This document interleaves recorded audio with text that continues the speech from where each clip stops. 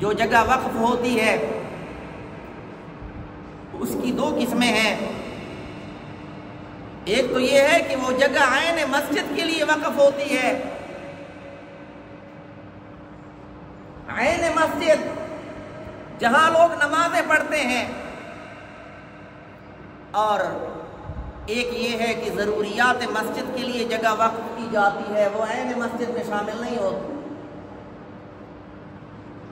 عام طور پر مسجد کا جو محراب ہوتا ہے، ہال، برآمدہ، صحن، یہ عین مسجد میں شامل ہوتا ہے.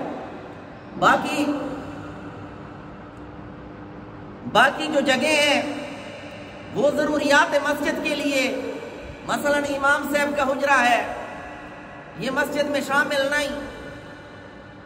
کوئی اگر بغیر ضرورت کے ادھر جاتا ہے تو اس کا اعتکاف ٹوٹ جائے گا. اعتکاف کی سب سے بڑی شرط ہے مسجد میں رہنا.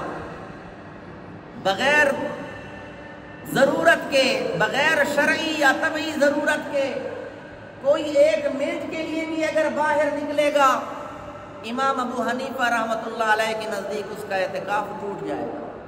اس لیے معتکفین کو احتیاط کرنی چاہیے، ان باتوں کا خیال رکھنا چاہیے. اسی طرح یہاں جو لیٹرینیں ہیں یا جو جوتے رکھنے کی جگہ ہے یہ بھی مسجد میں شامل نہیں. تو معتکف اگر بغیر ضرورت کے ادھر جائے گا اعتکاف ٹوٹ جائے گا.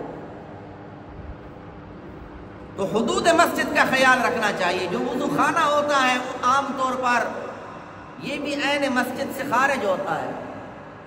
لہذا معتکفین حضرات کو چاہیے کہ احتیاط کریں، بغیر ضرورت کی ادھر نہ بیٹھیں.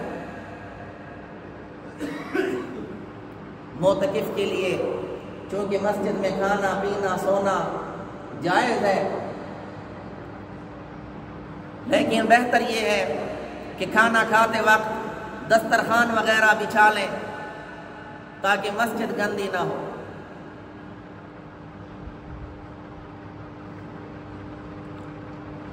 کھانا چونکہ طبعی حاجت ہے، اس لیے معتکف کو اجازت ہے اگر کوئی کھانا لانے والا نہ ہو تو کھانا لانے کے لیے معتکف خود بھی چل کر جا سکتا.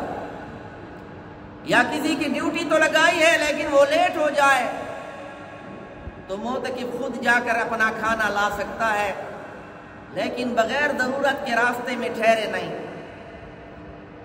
اور جب اس کو گمان ہو کہ کھانا تیار ہوگا ایسے وقت میں جائے اور کھانا لا کر فوراً مسجد میں پہنچنے کی کرے. اگر بغیر ضرورت کے ٹھہرے گا تو اعتکاف فاسد ہو جائے گا، ٹوٹ جائے گا. اسی طرح ہوٹل سے بھی کھانا لانے جا سکتا ہے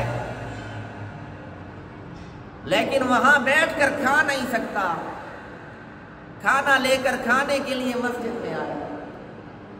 ہاں ایسی جگہیں جہاں قانونی طور پر، انتظامی طور پر مسجد میں کھانے پہ پابندی ہو، وہاں پھر مجبوری ہے، ضرورتاً گھر جا کر ہوٹل میں جا کر کھا سکتا ہے، لیکن عام طور پر اس کی اجازت نہیں ہے.